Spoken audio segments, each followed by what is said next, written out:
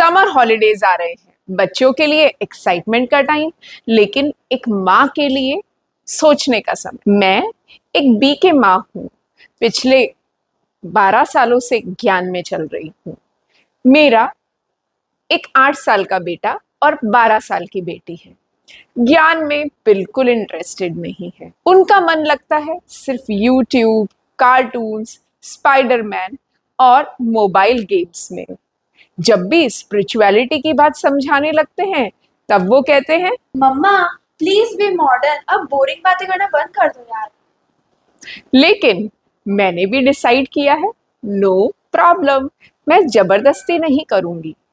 मैं smartly, lovingly और spiritually उनका जीवन बदलूंगी। हमने बनाया है एक समर वैल्यूज कैलेंडर, यानी थर्सडे होगा हेल्पिंग हैंड्स डे। हम जितनी एक दूसरे की मदद करेंगे हमें उतने पॉइंट्स मिलेंगे।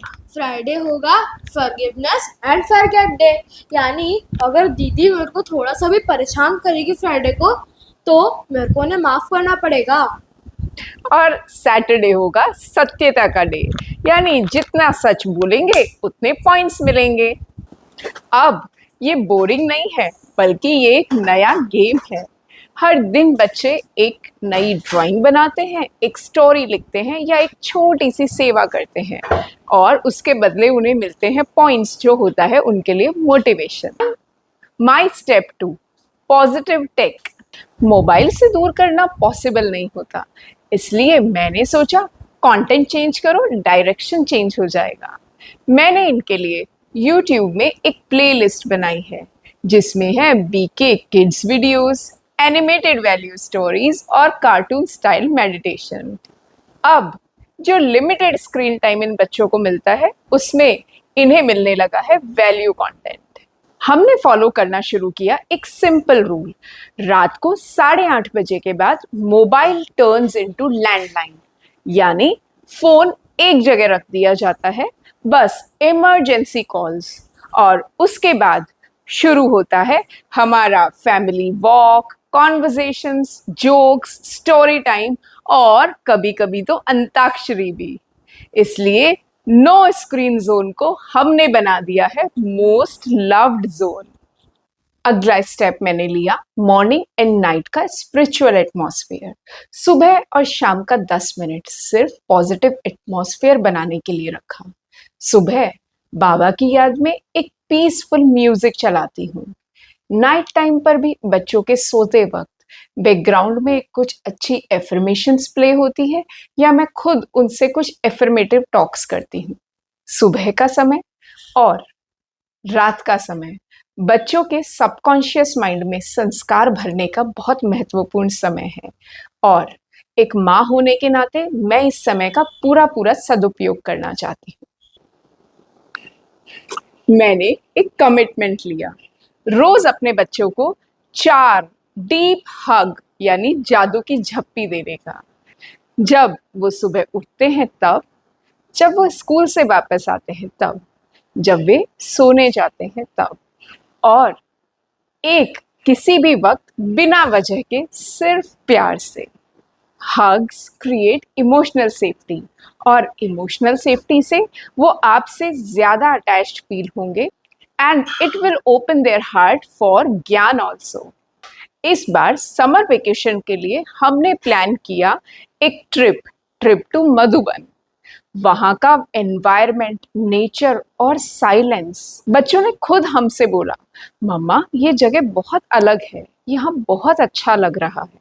उन्हें बिना लेक्चर के ही फील किया व्हाट पीस रियली मीन्स। इसलिए आई रियली बिलीव कि बच्चों को ऐसी जगह पर आउटिंग कराएं जहां उन्हें आउटिंग के साथ में एक इनर पीस और एक अच्छा एटमॉस्फेयर भी मिले। इसके अलावा एक बहुत ज़रूरी बात मैंने अपने एक्सपीरियंस से रियलाइज़ किया कि बच्चे सुनते कम हैं और देखते ज़्यादा हैं। उन्हें कहना नहीं पड़ता, उन्हें सिखाने के लिए जीना पड़ता है। इसलिए मैंने खुद को बदला। उन्हें बात बात पर डांटने की जगह कोशिश करती हूँ कि अपने एक्ट से ही उन्हें रियलाइज कराऊं उनकी मिस्टेक। उनके फ्रेंड्स को भी इनवाइट करती हूँ ताकि सब साथ में मिलके कुछ पॉजिटिव एक्टिविटीज करें। सही बात तो ये है कि स्पिरिचुअलिटी या अच्छे संस्कार डेवलप करना is not a one day job. इसके लिए तो छोटे एफर्ट्स हमें रोज करने होंगे। और फाइनली एक चीज और जो मैं आपके साथ शेयर करना चाहती हूँ कि मैं स्वयं को एक योग युक्त माँ बनाना चाहती हूँ। यानी कि अपने अंदर की प्रैक्टिस, अपने अंदर की मेहनत मैं खुद करती हूँ। अपने घर का एक अच्छा वातावरण क्रिएट करना, स्पेशली मैं कोशिश करती हूँ कि हर सुबह और शाम घर में एक पीसफुल और एक स्पिरिचुअल एटमॉस्फेयर रहे, ताकि बच्चों को उस एटमॉस्फेयर को देखने की आदत हो जाए। अपने ऊपर ज्यादा वर्क करना है। एक माँ, एक स्त्री ही घर के एटमॉस्फेयर को बनाने के लिए सबसे ज्यादा जिम्मेदार है। इसलिए अपनी इस जिम्मेदारी का मैं पूरा ख्याल रखती हूँ। तो इस समर वेकेशंस मैंने जो अपने एक्सपीरियंस आपके साथ शेयर किए, सही बताऊं तो ये समर वेकेशंस हमारे लिए सिर्फ फन ही नहीं था, ये समर वेकेशन हमारे लिए बन गया था संस्कार वेकेशन। मोबाइल कम हुआ, मिलना ज्यादा हुआ, लेक्चर कम हुए, लाफ्टर्स ज्यादा हुए, और सबसे इम्पोर्टेंट, बच्चों के मन में ज्ञान के लिए जगह बनी, वो भी नेचुरली। इसलिए अब जब भी कोई मुझे कहता है कि मेरे बच्चे ज्ञान में नहीं आते, तो मैं सिर्फ यही कहती हूँ, नो प्रॉब्लम। बस माँ को ज्ञान स्वरूप बन जाना है, बच्चे खुद ज्ञान को समझने लगेंगे। ओम शांति। Thank you.